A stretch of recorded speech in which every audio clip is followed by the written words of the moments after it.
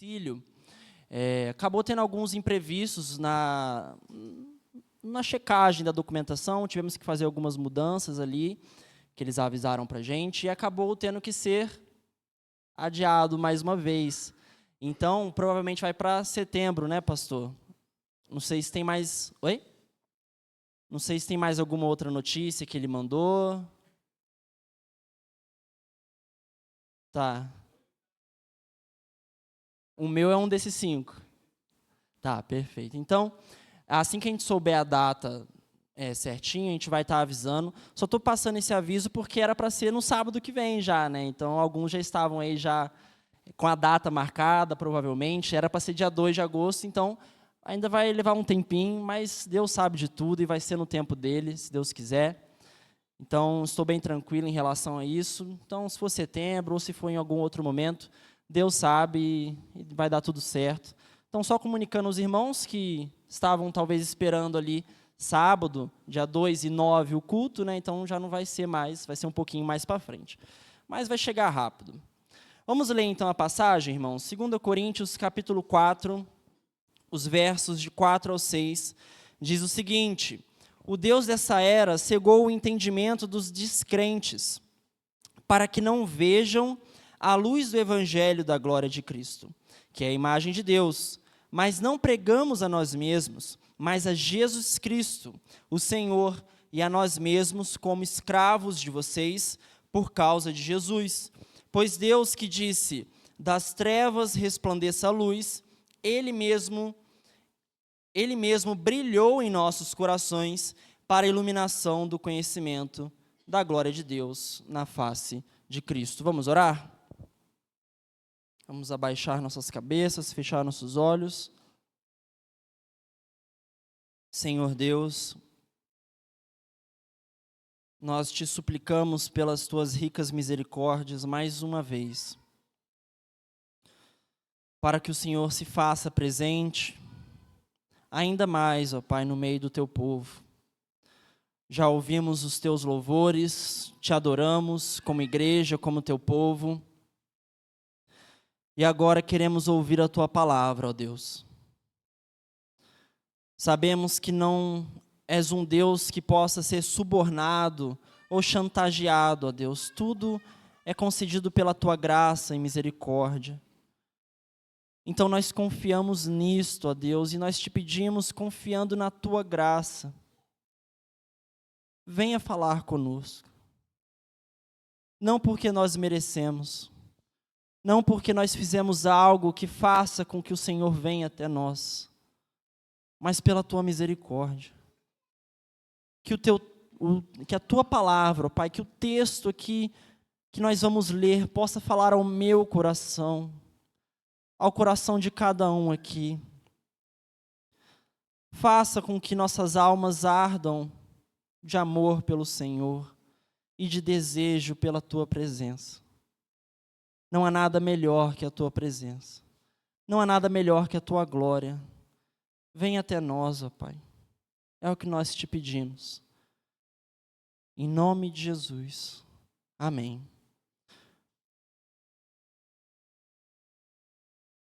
Este texto, em particular, é se não o meu texto favorito da palavra de Deus. Sei que nós não podemos falar em textos favoritos, porque todo texto ali é palavra de Deus tanto quanto. Mas eu tenho um carinho especial por esta passagem, e é uma passagem que particularmente mudou muito a minha vida e o jeito que eu via as coisas na vida cristã. Eu tenho algumas passagens que são assim para mim, Efésios 2, Tiago capítulo 2, o verso 14 ao 17, para minha conversão foi essencial. Mas para me aprofundar ainda mais em algumas coisas da vida cristã, esse texto foi usado poderosamente na minha vida e eu tenho um carinho muito especial por este texto. Uma vez eu quis fazer uma capa para a minha Bíblia, fiz ela e pedi para colocar lá, 2 Coríntios 4, do 4 ao 6, de tão marcante que foi para mim.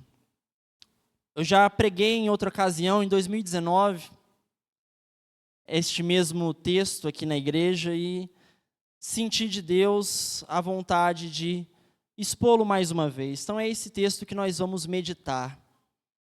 A carta de 2 Coríntios foi escrita por volta de 55 a 56 depois de Cristo. A igreja de Corinto, como alguns irmãos lembram, era muito problemática. Era problema doutrinário, era problema de desobediência, eram críticas feitas ao apóstolo Paulo. Alguns superapóstolos ali daquela igreja se achavam muito maiores que Paulo e diziam que Paulo nem apóstolo era. Pensa numa igreja que deu trabalho para o apóstolo, foi a igreja de Corinto. Então Paulo ele escreve essa carta para poder corrigir esses erros, tanto de doutrina, tanto para defender o seu apostolado, para corrigir alguns erros também de vivência cristã entre os irmãos. E em uma dessas partes, Paulo decide apresentar o conteúdo do Evangelho. O conteúdo do Evangelho e mostrar à igreja qual que era a essência principal que há no Evangelho de Jesus. E é justamente nesse texto que nós estamos. Os versos que veremos mostram a essência do Evangelho, nos faz enxergar qual é o maior, o mais precioso, o mais sublime e o mais belo dom, ou o mais belo bem que o Evangelho pode te proporcionar e pode nos proporcionar. A pergunta que nós vamos fazer a este texto, e nesta noite, e pela graça de Deus chegaremos à resposta, é a seguinte: para você, qual é o maior bem do Evangelho? Você já se fez esta pergunta? O Evangelho te trouxe vários presentes, várias bênçãos, várias coisas que vieram de Deus, que são suas dádivas. Podemos falar da salvação, podemos falar que Ele nos justificou, podemos dizer que Ele nos deu uma família, um reino, um povo ao qual fazemos parte. Será que são essas coisas a melhor coisa que o Evangelho nos proporcionou e pode nos proporcionar? Será que é o perdão dos nossos pecados? Será que é o livramento do inferno? Nossa, pelo Evangelho eu não vou mais sofrer o inferno eternamente. Essa é a melhor coisa que o Evangelho tem a oferecer. Não estou dizendo que todas essas coisas não são boas, todas elas são.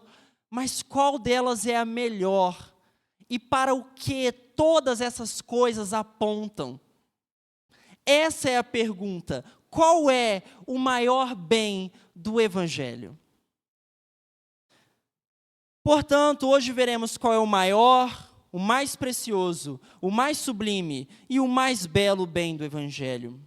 Nós veremos isso em 3 pontos. Primeiro ponto, Satanás nos cega para o maior bem do Evangelho. Segundo ponto, nossa conversão nos conduz para o maior bem do Evangelho. E por último, nós devemos pregar o maior bem do Evangelho. Primeiro, Satanás nos cega para o maior bem do Evangelho. Segundo, nossa conversão nos conduz para o maior bem do Evangelho. E terceiro e último, nós devemos pregar o maior bem do Evangelho.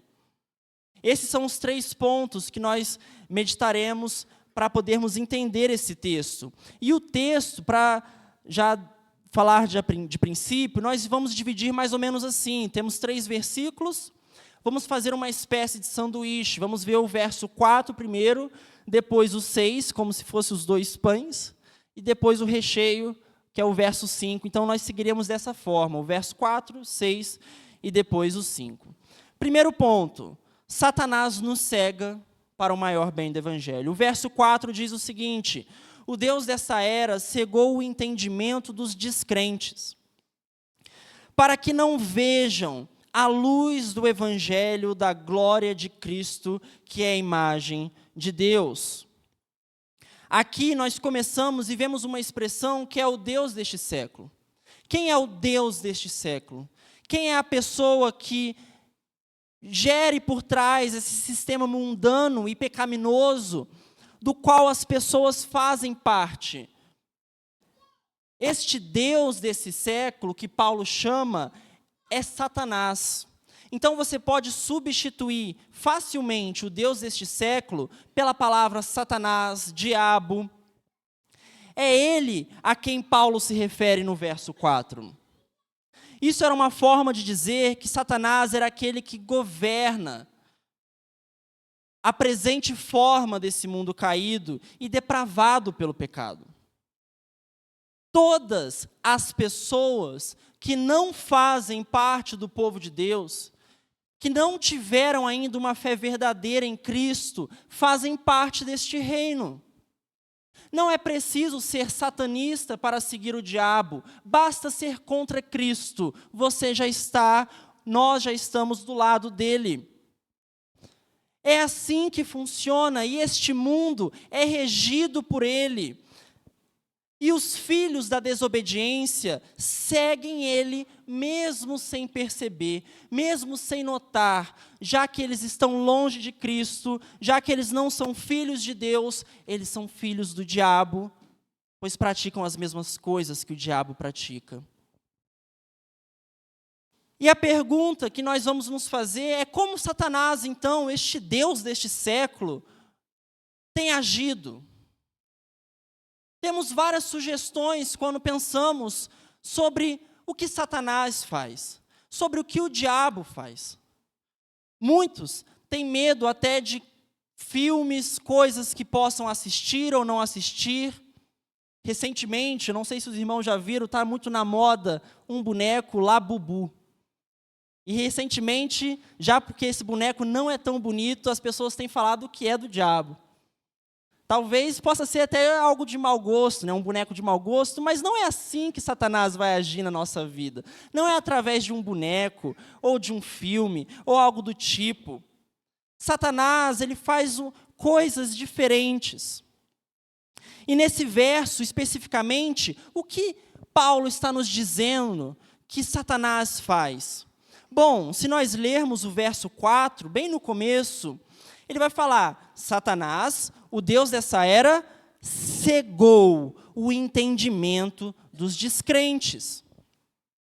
Satanás, então, está cegando pessoas, está impedindo de que pessoas vejam algo. A palavra para entendimento aqui, em grego, é noema. Perdoe a minha pronúncia em grego. Não sei se é a correta, mas isso não importa. Mas a palavra é essa. É uma palavra que no original é a mesma coisa para entendimento, algo que nós precisamos usar o nosso raciocínio para entender, algo que precisamos compreender. Então, o texto está dizendo que Satanás está cegando pessoas para que elas não vejam algo, e ao não ver, não entendam, não compreendam. É isso que ele está fazendo, cegando pessoas. Os descrentes lá fora estão cegos pelo Deus deste século e não enxergam as mesmas coisas, ou a mesma coisa que nós enxergamos, ou pelo menos devíamos enxergar. Nós vemos essa palavra de entendimento, noema, em outras duas passagens. Capítulo 3, o verso 13 e 14, no próprio livro de 2 Coríntios. Vamos abrir lá? 2 Coríntios 3, 13 ao 14. Diz o seguinte: não somos como Moisés, que colocava um véu sobre a face para os israelitas, para que os israelitas não contemplassem o resplendor que se desvanecia. Na verdade, a mente deles se fechou, pois até hoje o mesmo véu permanece quando é lida a antiga aliança. Não foi retirado, porque é somente em Cristo que ele é removido.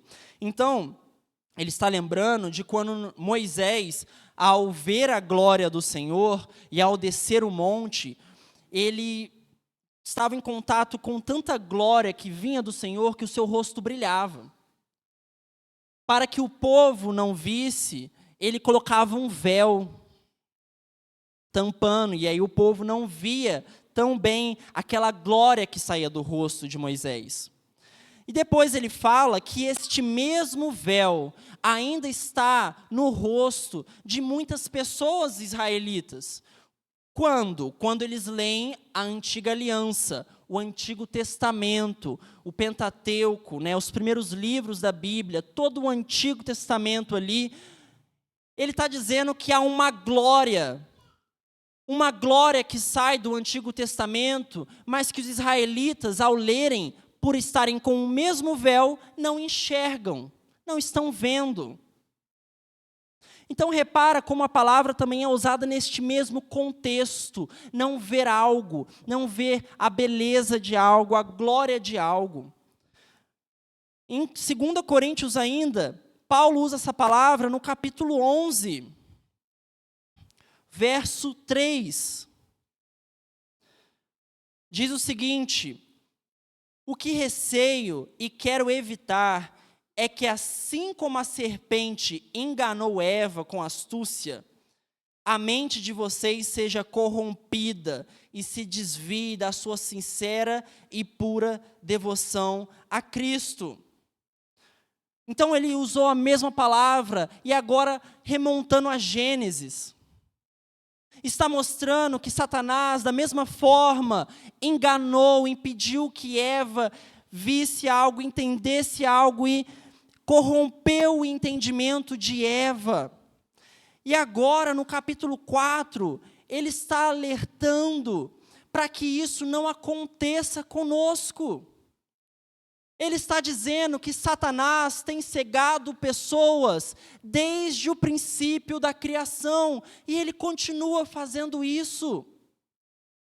Ele tem impedido que pessoas entendam algo, compreendam algo, vejam algo.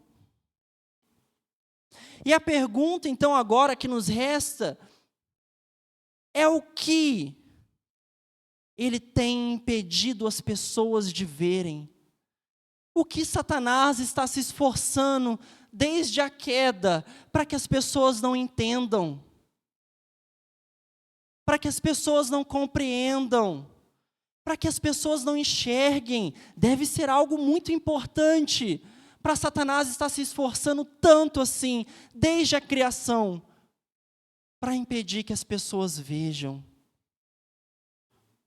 A resposta está no próprio verso 4.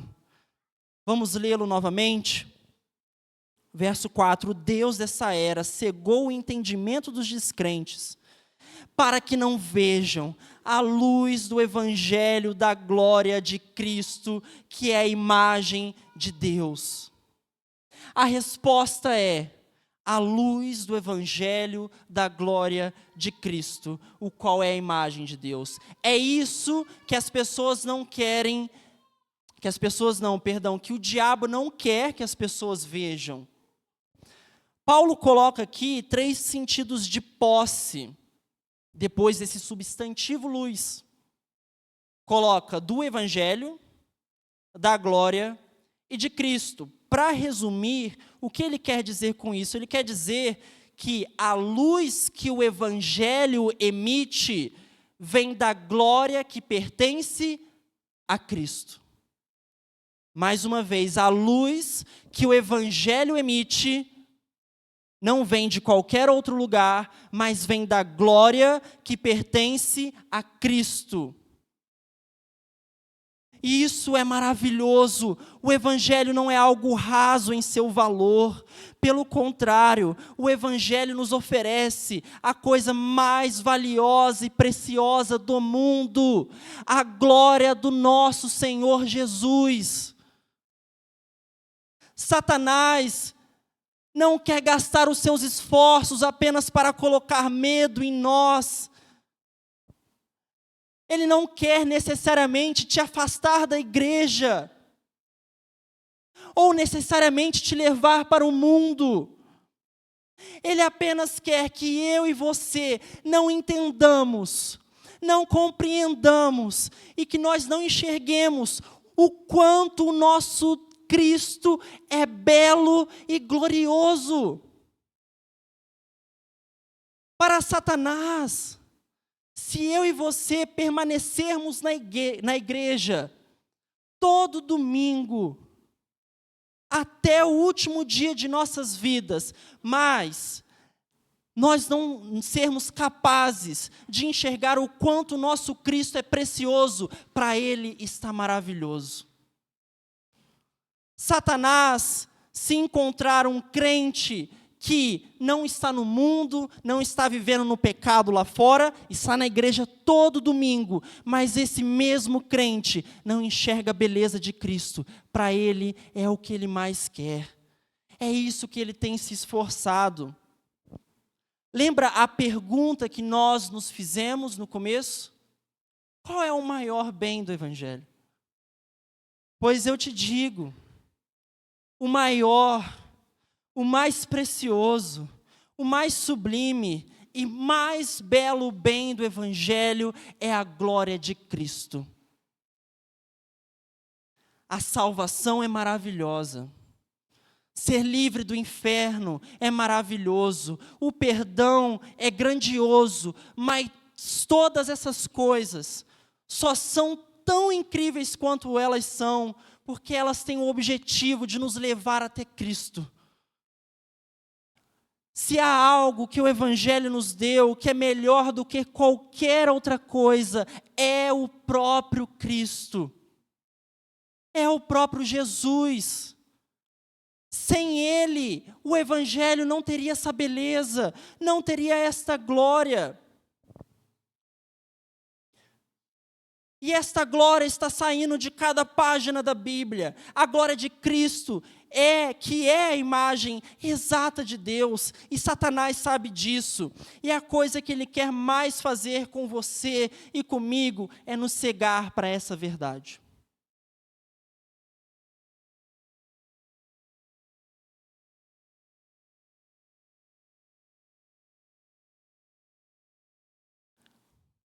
Podemos nos perguntar, o quão Cristo é belo para mim e para você? O quão Cristo é glorioso para mim e para você? É fácil de responder. Basta ver o quanto nós nos esforçamos para estar com Ele. E o quanto nós nos esforçamos para tantas outras coisas. Para Satanás, é a coisa mais legal do mundo. Ver que nós estamos todo domingo na igreja, mas durante nossos dias na semana, nós não esforçamos nem um pouco para ver a glória do nosso Jesus. E nem queremos estar com Ele. Se isso não fere o meu e o seu coração no mais profundo do ser, se isso não nos incomoda no mais íntimo da nossa alma, é porque talvez ele tenha feito um bom trabalho. É porque talvez o diabo está conseguindo fazer aquilo que ele quer. Se um filme, uma série te causa mais emoção do que abrir a Bíblia e ler que no Evangelho há um Jesus que ama, que cura e que perdoa, e ver Ele curando outras pessoas, amando as criancinhas, entregando a sua vida, é porque estamos não conseguindo enxergar a glória do nosso Cristo. Ouviremos falar do amor de Jesus, ouviremos falar da sua sabedoria, da compaixão que Ele teve, e mesmo assim não sentiremos nada. Nós podemos ter nascido na igreja, podemos frequentar os cultos todo domingo, ou até mesmo mantermos uma certa religiosidade, fazendo orações, lendo versículos bíblicos, mas se nós ainda achamos que o mundo gira em torno de nós e achamos coisas mais belas do que o nosso Jesus, Satanás tem conseguido fazer o que ele quer. E isso é seríssimo. Chegamos no verso 6, como eu disse, a gente vai fazer tipo um sanduíche, então nós vemos o 4, a gente vai pular para o verso de número 6, vamos lê-lo novamente? Pois Deus que disse, das trevas resplandeça a luz, Ele mesmo brilhou em nossos corações, para a iluminação do conhecimento da glória de Deus na face de Cristo. Então repara que aqui é um paralelo. O verso 4 diz, a luz do evangelho da glória de Cristo, o qual é a imagem de Deus. O verso 6 diz, iluminação do conhecimento da glória de Deus na face de Cristo. Aqui é um paralelo, tanto o verso 6 e o 4 estão falando da mesma coisa, que é a glória do nosso Senhor. E aqui há um contraste. Se Satanás, ele cega e impede que nós estejamos vendo isso tudo, Deus, ele dá a visão para que enxerguemos a glória do nosso Jesus. Algo importante de notar também é que Paulo, ele faz uma referência a Gênesis. Se você olhar o verso 6 no começo, ele diz, pois Deus que disse, das trevas resplandeça a luz. Ele está fazendo referência à criação. Quando Deus, ele criou tudo por meio da sua palavra, ele disse que haja luz e houve. Então ele está fazendo essa referência. É como se Paulo estivesse dizendo que da mesma forma que lá no princípio Deus criou todas as coisas e disse haja luz e houve, agora Ele mesmo é a luz que brilha em nossos corações para que tudo seja novo mais uma vez em nós. Lá na criação, Ele criou a luz e agora Ele é a própria luz que brilha no coração do crente para que ele enxergue mais uma vez, para que ele veja mais uma vez e não seja mais cegado. Através da luz que Deus criou no princípio, as trevas foram dissipadas. Mas através da luz do Filho de Deus, que não foi criado, mas existe eternamente, dissipou as trevas do nosso coração e do nosso ser. E aí também chegamos a outra pergunta, por que Deus fez isso? Qual é o propósito? O texto também responde. Ele diz aqui no verso 6, pois Deus que disse, das trevas resplandeça a luz, Ele mesmo brilhou em nossos corações, com o propósito da iluminação do conhecimento da glória de Deus na face de Cristo. Então, Paulo está dizendo que da mesma forma que Deus criou a luz, hoje Ele é a luz que brilha em nossos corações, com qual objetivo? Para que nós vejamos a glória do nosso Jesus. Isso é a conversão. É este verso 6 que acontece no meu e no seu coração, para que nós possamos nos converter. Quando alguém se converte, é a luz de Deus que brilha nele para que ele possa enxergar a glória de Cristo. Então, muito mais do que uma mudança de pensamento, muito mais do que uma mudança de atitude, porque também mas é uma mudança de desejo no nosso coração. Uma conversão verdadeira é quando alguém olha para Cristo e a beleza dele é tão estonteante e a glória dele brilha tão radiante em nossos corações que nós não queremos mais nada senão Jesus. Que nós olhamos para tudo que ele fez por nós e nós falamos, eu quero estar contigo. Isso é a verdadeira conversão. Deus nos amou tanto que mais do que só nos livrar do inferno, mais do que só perdoar os nossos pecados, Ele nos deu o seu próprio Filho para nós, para vermos a glória dEle, para desfrutarmos da beleza do Filho de Deus. Com base nisso, a pergunta que nós devemos fazer a respeito da nossa conversão Não é quando começamos a frequentar a igreja, não é quando nossa mente mudou e agora pensamos diferente, mas é quando que Cristo se tornou tudo para mim e para você. Se Deus brilha nos nossos corações com o único intuito de que a glória do Filho dele brilhe diante dos nossos olhos, arrancando nossa cegueira, de modo que a gente tenha Cristo, e não há nada melhor agora que Cristo. Se isso é a conversão, a pergunta é essa: quando? Quando Cristo se tornou tudo para mim? Quando Cristo se tornou tudo para nós?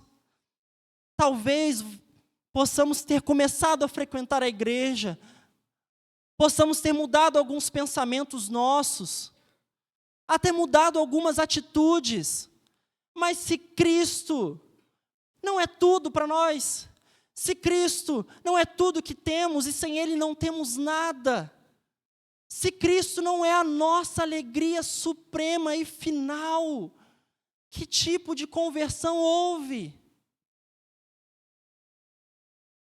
A menos que este verso 6 tenha acontecido com a gente, nós não somos cristãos. Mateus capítulo 10, versos de número 37 e 38.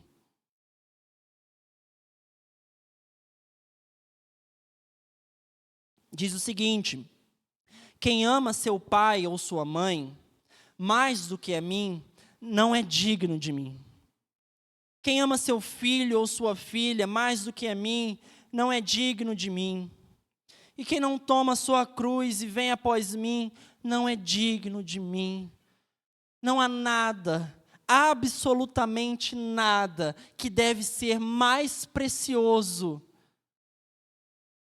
e mais fonte do nosso desejo, ou alvo do nosso desejo, do que Cristo, do que Jesus. Se hoje, por mais que ainda sejamos falhos, você pode falar, eu posso falar, Cristo é tudo para mim, o verso 6 aconteceu no seu coração. A luz de Deus brilhou na sua alma, e tudo se fez novo.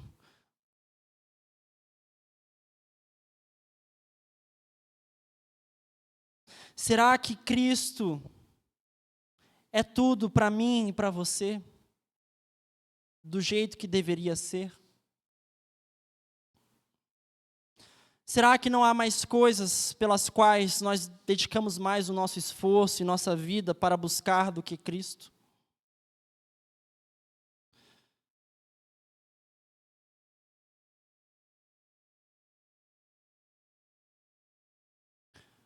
Podemos fazer uma analogia aqui com algumas coisas que geralmente nós desejamos. Aos jovens, a gente pode perguntar, se você, hoje em dia é comum isso acontecer até, né? Com a internet, com a rede social e alguns usuários de Instagram que são influencers, às vezes eles gostam de gravar aqueles desafios de abordar alguém no shopping ou no meio da praça, né? Creio que os irmãos já devem ter visto algum vídeo assim. E eles chegam lá e falam, olha, você quer R$100? R$2 ou um presente misterioso, né? Mas às vezes eles oferecem alguma coisa, se você fizer isso, isso e isso, te dou um iPhone aqui lacrado. Tem youtuber, influencer que faz isso mesmo. Tem um que é o Integra Pauline Americana, alguma coisa assim. Geralmente ele vai no shopping e fala, olha, se você está seguindo o nosso Instagram, te dou 50 conto. Ou se você seguir agora, eu te dou 50, mas se você já está seguindo, eu te dou 100. Então é comum isso acontecer. Quem sabe, né, já aconteceu com alguém ou vai. Mas a questão é a seguinte, a analogia que eu quero fazer parte disso. Aí principalmente aos jovens agora, se amanhã ou outro dia qualquer chegar alguém para você e falar, olha, eu vou te dar um iPhone 16 Pro Max, lacrado, amanhã está na sua casa. A pergunta é, o que vocês fariam para ter esse iPhone 16 Pro Max? Assim, até onde principalmente os jovens, talvez alguns adultos também querem um iPhone também. O que nós faríamos? Vamos aumentar? E se o cara chegasse e não fosse, né, eu tenho certeza que muitos iriam pensar, não, isso aí deve ser enganação. Mas suponha comigo que não é. Vamos aumentar. Vamos supor que o cara fala, não, amanhã na sua casa vai ter um Honda Civic 2025. Zerado, zero bala, novinho, da cor que você pedir. O que eu e você faríamos para ter? Tenho certeza que muitos de nós faríamos muitas coisas. Não é todo dia que temos essa oportunidade de ter algo tão legal assim, e tão fácil, do dia para a noite, ou da noite para o dia, tanto faz. E se a gente aumentar, e se amanhã alguém chegar e falar, eu te dou uma casa dos seus sonhos, aonde você me pedir?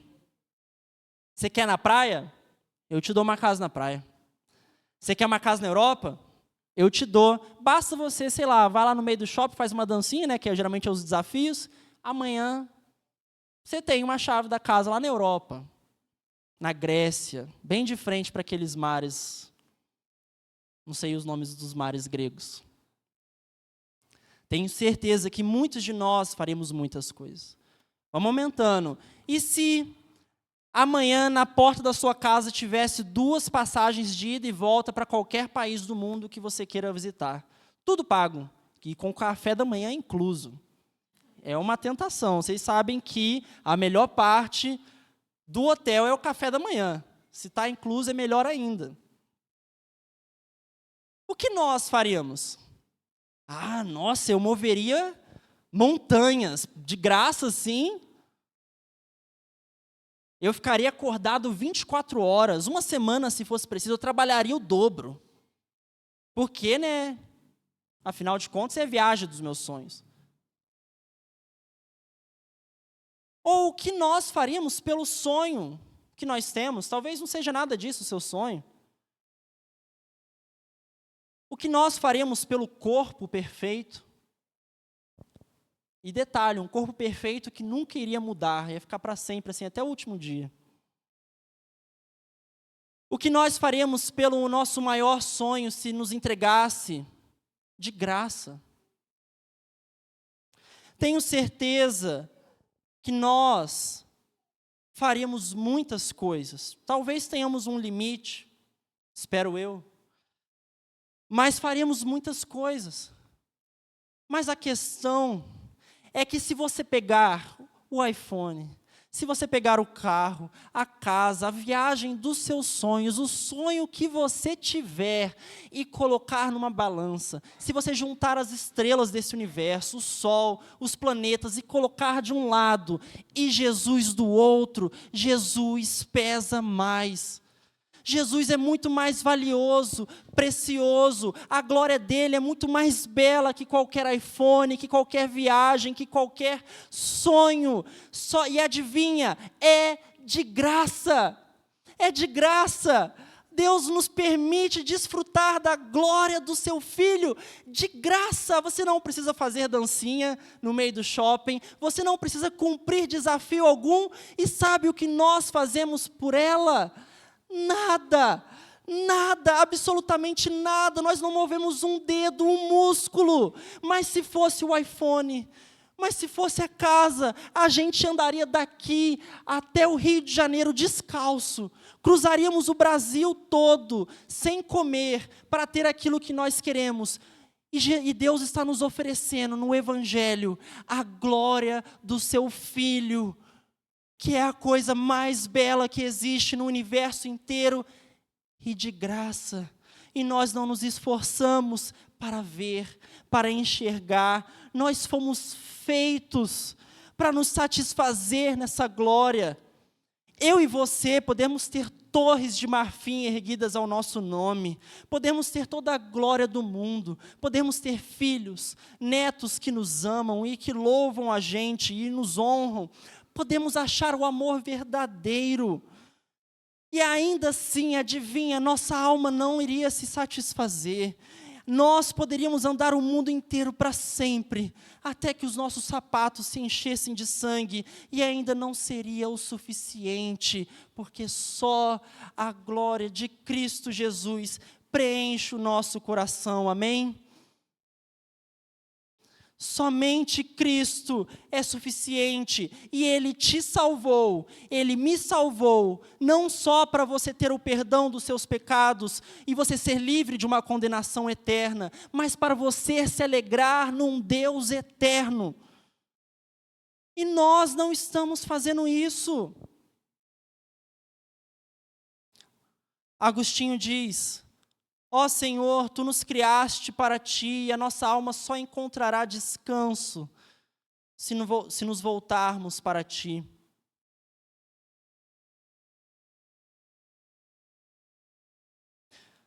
Você pode até não colocar exatamente nessas palavras, mas nossas vidas devem demonstrar que Cristo é o centro do nosso viver. Caso contrário, o diabo continua cegando a gente. E ainda mais belo, se nós lermos João capítulo 14, vamos abrir lá, João capítulo 14, eu só preciso relembrar o versículo. Creio que é o verso de número 13.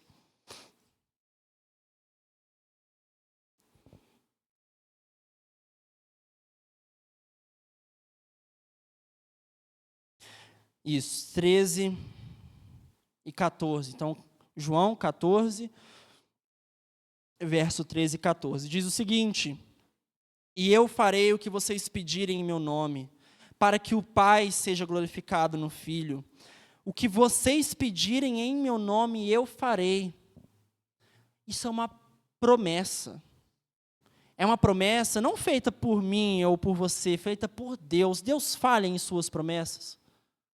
E Ele está dizendo que aquilo que você pedir no nome dEle, para que o Pai seja glorificado, Ele vai fazer. Pedir no nome é a mesma coisa que pedir de acordo com a vontade. E aqui ele diz ainda para que o Pai seja glorificado no Filho. Então, tudo que eu e você pedirmos, com o propósito de que Deus seja glorificado, o que Jesus está dizendo? Ele vai fazer. É isso que ele está nos prometendo. Ele não está dizendo que se você pedir qualquer coisa, ele vai fazer. Ele está dizendo que se eu e você pedirmos algo para glorificar o Pai, ele vai fazer.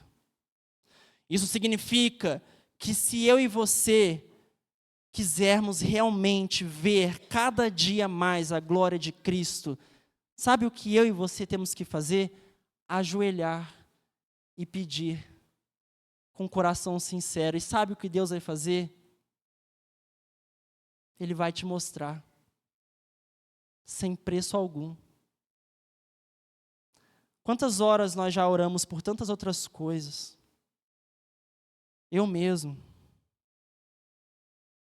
Mas quantas horas eu orei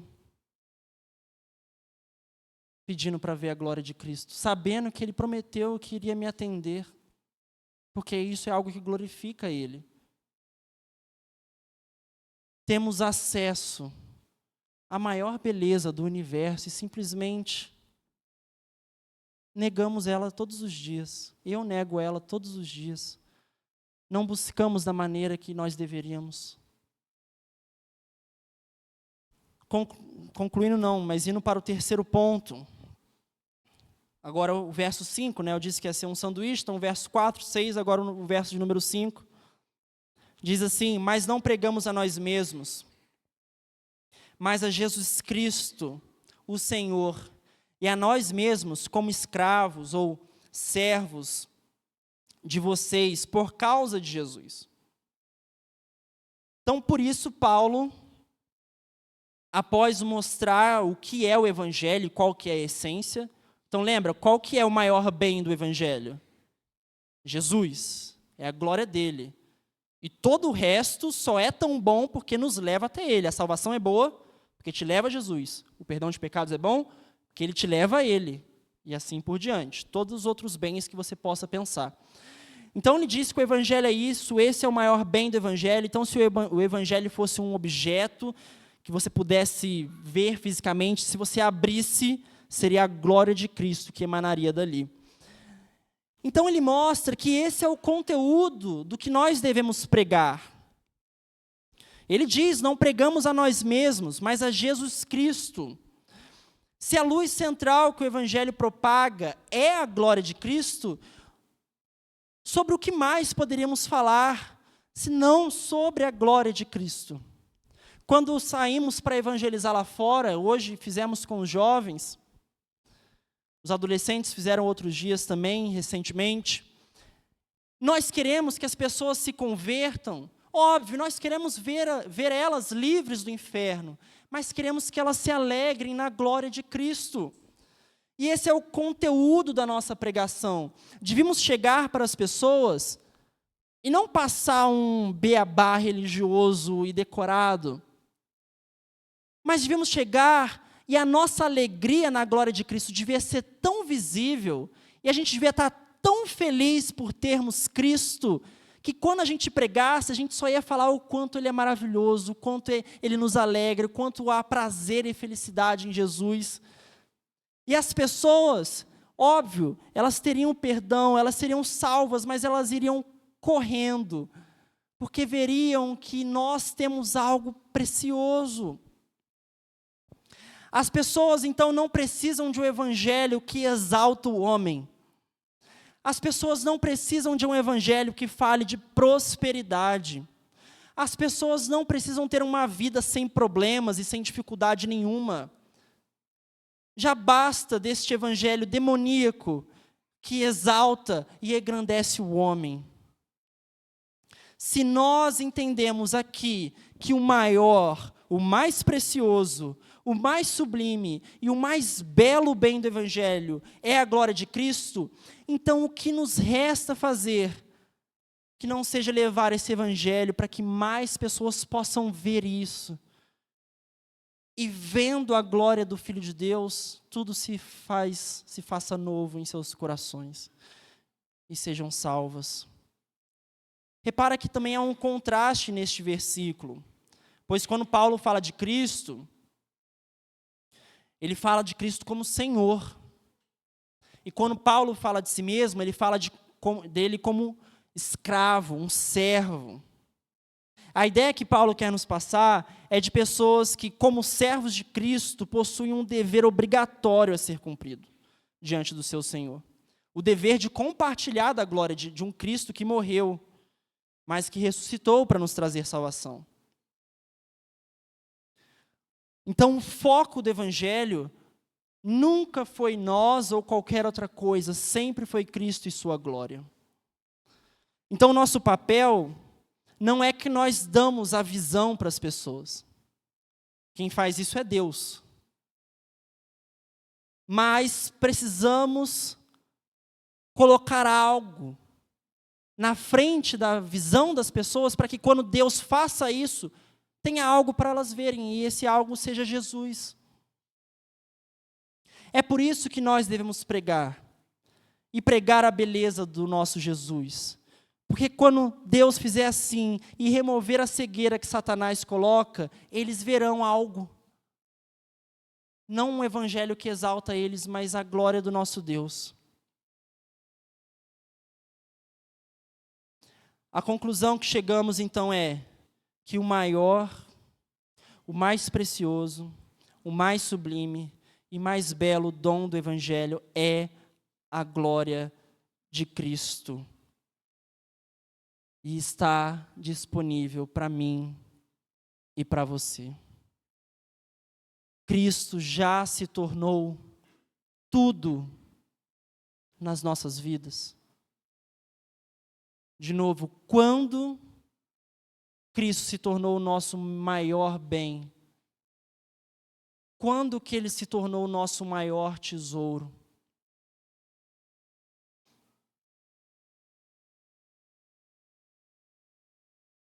Ou se já se tornou, quanto nós temos nos esforçado para ver mais e mais desta glória? Talvez você já esteja vendo um pouco, Mas é o suficiente? Você não quer ver mais até que o dia chegue que Ele retorne e vejamos como Ele é e sejamos felizes eternamente? No céu, será eternidade, dia após dia, sem fim, vendo a glória de Cristo. Mas se nós não nos alegramos na glória de Cristo aqui, o que nos faz pensar que vamos para este lugar? Lá vai ser o lugar mais chato do mundo, se eu e você já não nos alegrarmos em Cristo aqui. Eu não quero terminar essa mensagem com um tom pesado. Então eu quero terminar lembrando a todos nós e a mim também, que essa glória, de novo, ela está disponível. A alegria indizível na presença do nosso Deus. Não é à toa que os salmistas falam que um dia na presença de Deus é melhor que 1000 em qualquer outro lugar. Não é à toa que o salmista diz que ele tinha sede por Deus, assim como a corça tinha sede pelas águas. Não é à toa que o salmista fala que à direita de Deus há plenitude de alegria, e na presença dele há eterno prazer. Então eu quero terminar essa pregação, tanto para mim, quanto para todos nós aqui, lembrando disso. Não vá para casa e deixe que o diabo te segue, te distraia com outras coisas. Lembre que a glória de Cristo está disponível e que se você pedir, Ele vai te mostrar cada dia mais. Que a gente não perca essa oportunidade, irmãos. Deus nos amou tanto, Deus te amou tanto, que o maior presente que Ele te deu é Ele mesmo. Glória a Deus. Glória ao nosso Deus, pois Ele nos deu o maior presente, não há maior presente do que Ele mesmo. Então se alegre, que a gente se lembre disso e possamos buscar ver cada dia mais a glória do nosso Jesus. Amém? Vamos orar?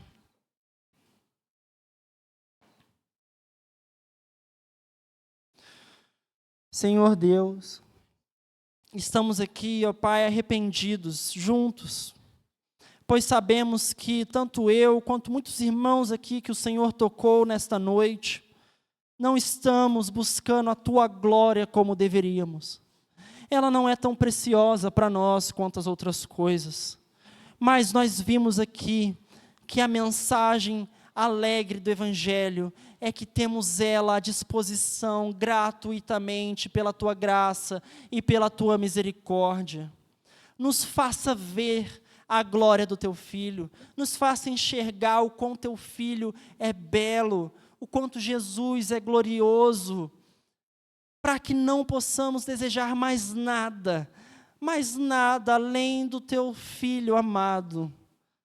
Que nós possamos ter isso como alvo das nossas orações, ver a glória de Jesus, ver a glória de Jesus, que esse seja o nosso anseio, o meu anseio, e nos perdoe, ó Pai, nos perdoe por tantas vezes trocar uma glória infinita por brilhos fracos e que passam e não são eternos como o do Senhor.